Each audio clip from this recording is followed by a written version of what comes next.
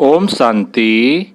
आज 11 जून 2021 की मुरली में बाबा ने कहा, मीठे बच्चे, सूर्यवंशी राज्य पद लेने के लिए अपना सब कुछ बाप पर स्वा करो।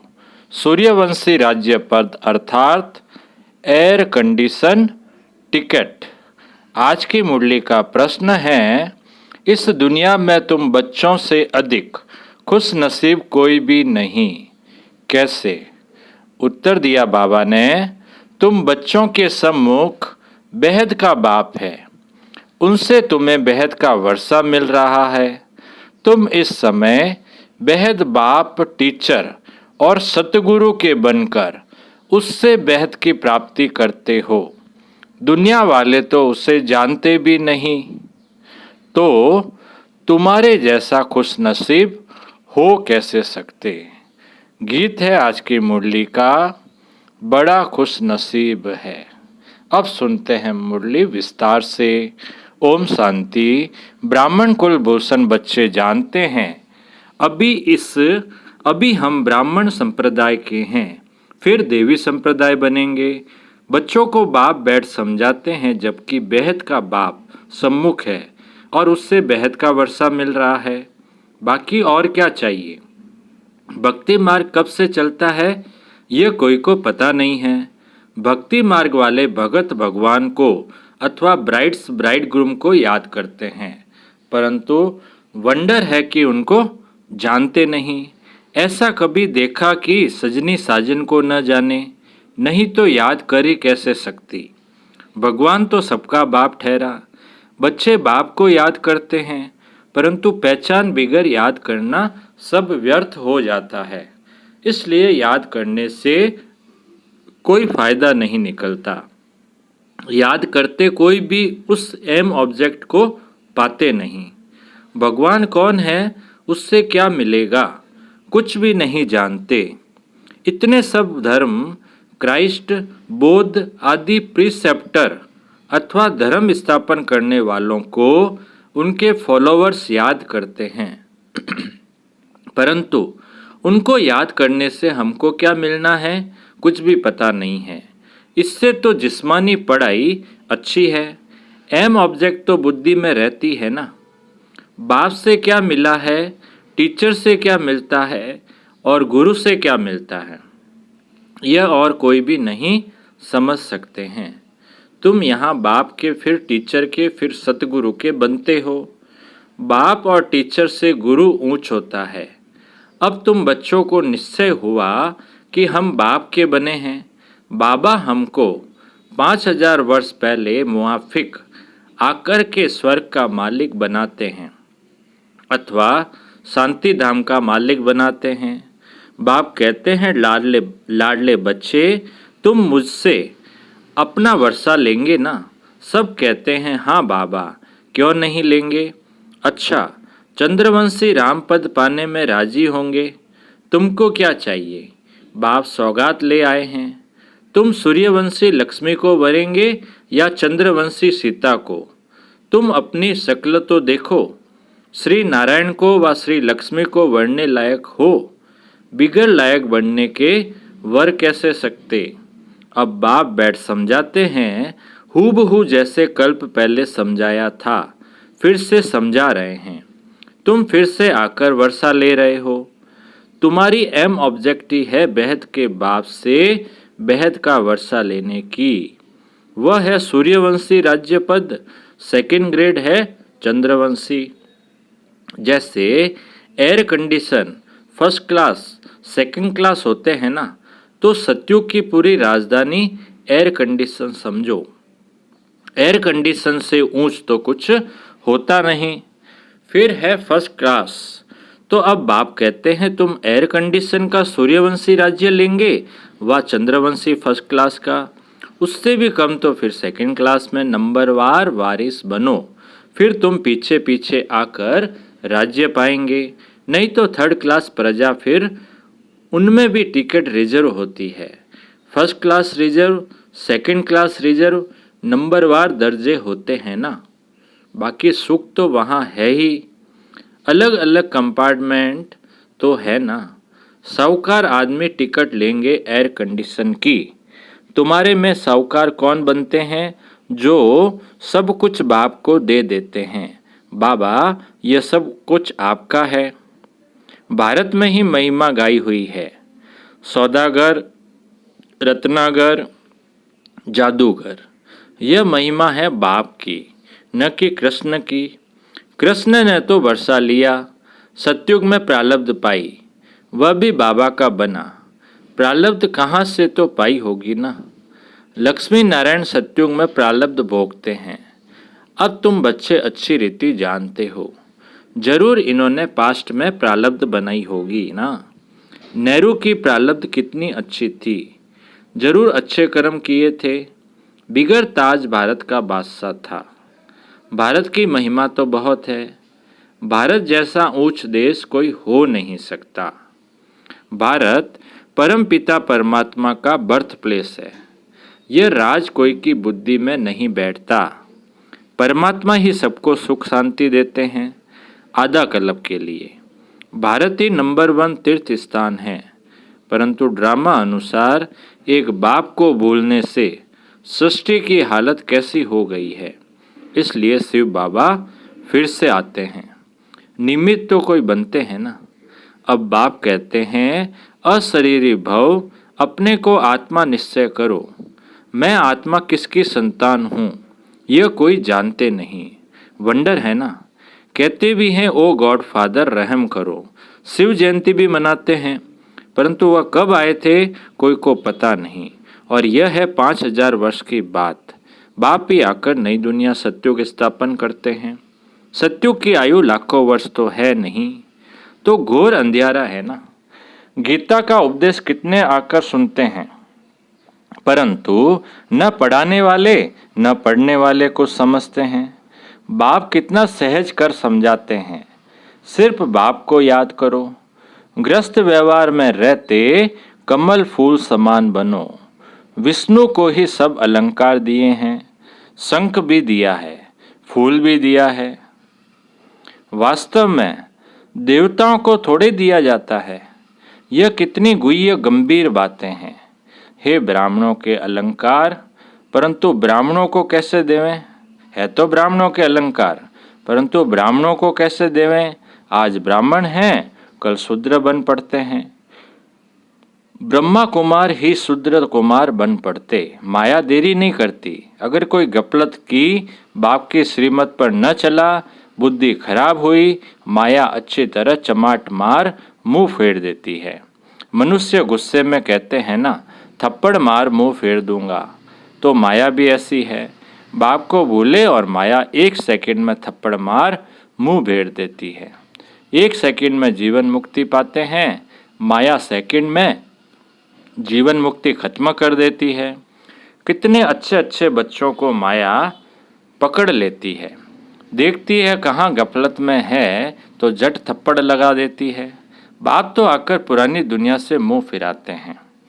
लौकिक बाप कोई गरीब होता है, पुरानी झोपड़ी में रहते हैं, फिर नया बनाते हैं, तो बच्चों की बुद्धि में बैठ जाता है, बस अब नया मकान तैयार होगा, हम जाकर बैठेंगे, ये पुराना तोड़ देंगे। अब बाप ने तुम्हारे लिए हथेली पर बहिष्ठ अथवा बैकुंठ लाया है। कहते हैं लाडले बच्चे आत्माओं से बात करते हैं। इन आँखों द्वारा तुम बच्चों को देख रहे हैं। बाप समझाते हैं, मैं भी ड्रामा के वश हूँ। ऐसे नहीं ड्रामा के बिगर कुछ कर सकता हूँ। नहीं, बच्चे बीमार पड़ते हैं, ऐसे नहीं मैं ठीक कर दूंगा। ऑपरेशन करने से जुड़ा दूंगा, ऑपरेशन करने से छुड़ा दूंगा। नहीं, कर्म भोग तो सबको भोगना ही है। तुम्हारे ऊपर तो बोझा बहुत है, क्योंकि तुम सबसे पुराने हो। सतो प्रधान से एकदम तमो प्रधान बने हो। अब तुम बच्चों को बाप मिला है तो बाप से वर्षा लेना चाहिए। तुम जानते हो, कल्प कल्प ड्रामा अनुसार हम बाप से वर्षा लेते हैं।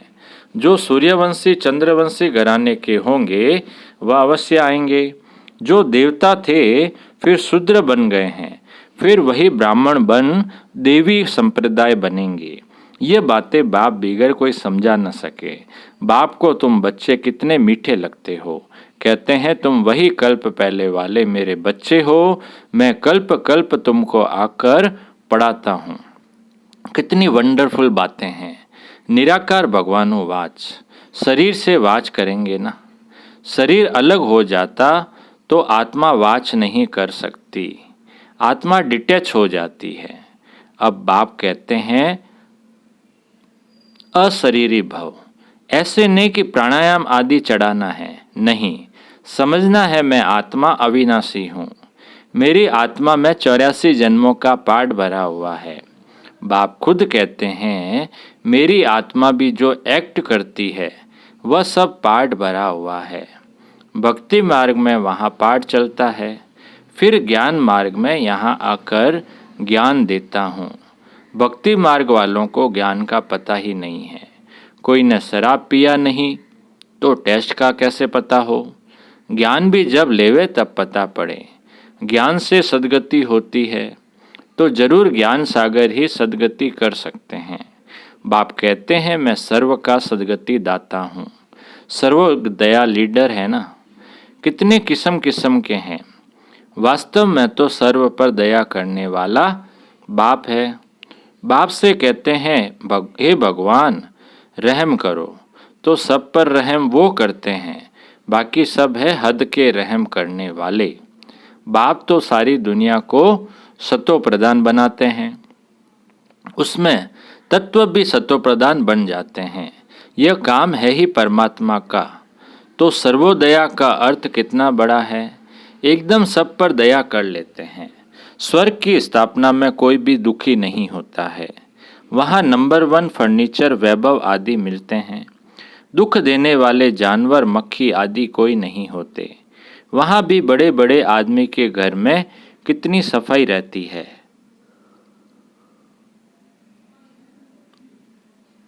कभी तुम मक्खी नहीं देखेंगे, कोई मच्छर आदि घुस न सके। स्वर्ग में कोई की ताकत नहीं जो आ सके। गंध करने वाली कोई चीज होती नहीं। नेचुरल फूलों आदि की खुशबू रहती है। तुमको सूक्ष्म वतन में बाबा सुबी रस पिलाते हैं। अब सूक्ष्म वतन में तो कुछ भी है नहीं, यह सब साक्षात्कार है। बैकुंठ में कितने अच्छे अच्छे फूल बगीचे आदि होते हैं। सूक्ष्म वतन में थोड़े ही बगीचा रखा है। यह सब है साक्षात्कार।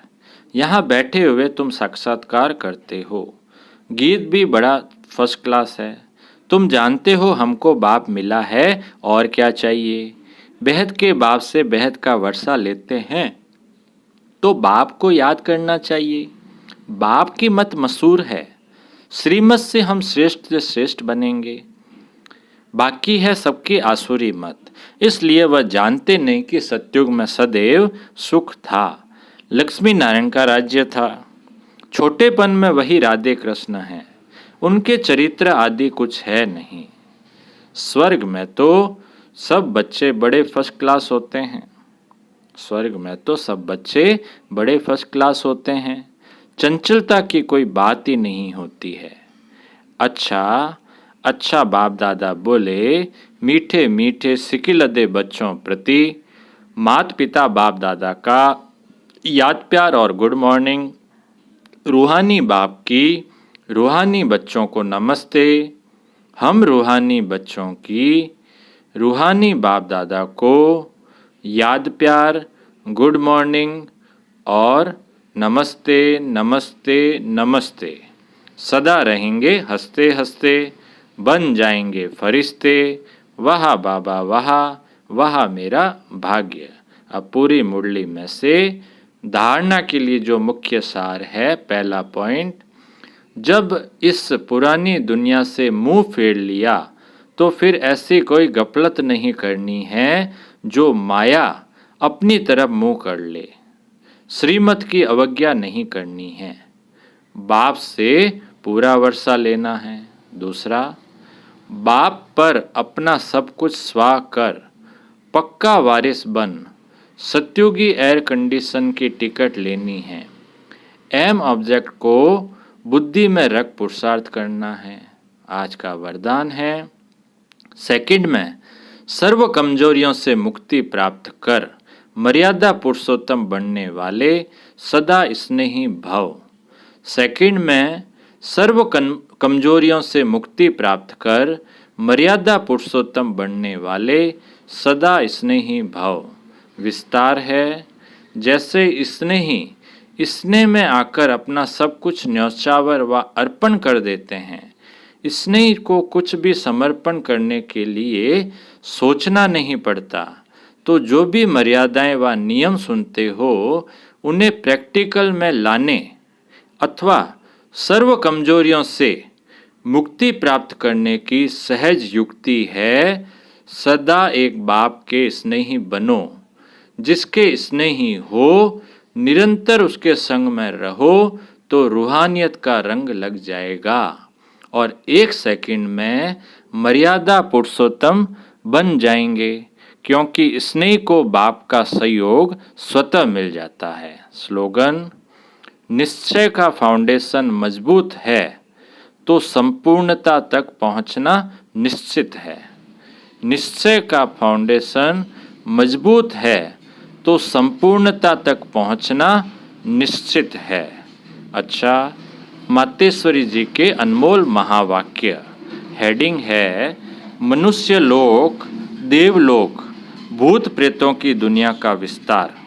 मनुष्य लोक, देवलोक, भूत प्रेतों की दुनिया का विस्तार।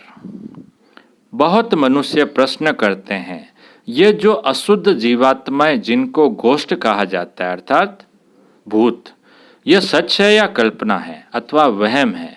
उस पर आज स्पष्ट समझाया जाता है कि मनुष्य आत्मा जब विकर्म करती है तो उनको अनेक प्रकार से सजाएं भोगनी अवश्य पड़ती है और भोगनी भी मनुष्य जन्म में है, न कि जानवर, पंछी और पशु योनि में।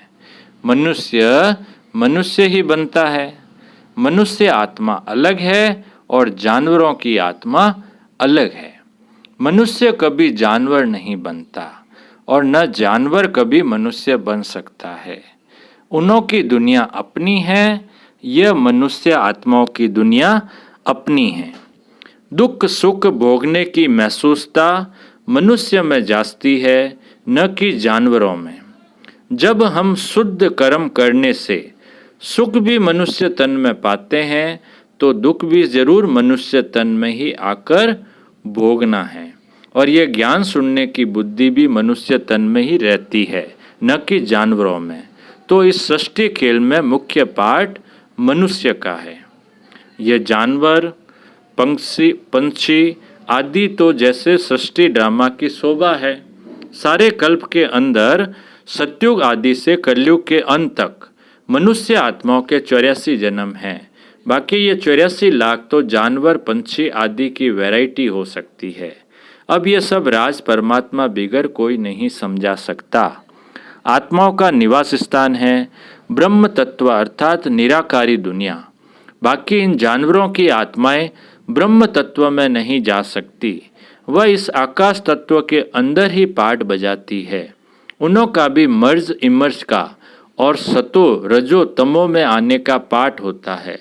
इसलिए हमें प्रकृति के बहुत विस्तार में न जाकर पहले अपनी आत्मा का कल्याण करें, अर्थात मन मना भव। अब आते हैं मनुष्य आत्मा पर। तो जो आत्माएं अशुद्ध कर्म करने से विकर्म बनाती है, वो अपने अशुद्ध संस्कार अनुसार जन्म मरण के चक्कर में आए आदि मध्य अंत अर्थात मरने के समय अपने किए हुए विकर्मों का साक्षात्कार पाए सूक्ष्म में सजा भोगती है। इस थोड़े समय में अनेक जन्मों का दुख महसूस होता है, फिर शरीर छोड़ जाकर गर्भ जैल में दुख भोगती है और फिर संस्कार अनुसार ऐसे माता पिता के पास जन्म ले वहाँ भी अपने जीवन में सुख दुख भोगती है। इसको कहा जाता है आदि मध्य अंत। परंतु कोई आत्मा शरीर न धारण कर आकारी रूप में इस आकाश तत्व के अंदर गोष्ठ बन भटकती रहती है। यह भी एक सजा है, अर्थात भोगना है। उस अशुद्ध जीवात्मा के साथ किसी का हिसाब किताब होता है तो वो उनमें प्रवेश कर उनको दुख देती है, अर्थात हिसाब किताब चुकतू कर फिर जाकर अपना शरीर धारण करती है। कोई जीवात्मा तो जिनमें प्रवेश करती है उनको बहुत मारती भी है, बहुत कष्ट देती है, परंतु ये सब हिसाब किताब के अंदर भोगने का प्रकार है जो सभी मनुष्य तन में ही सुख दुख महसूस होता है।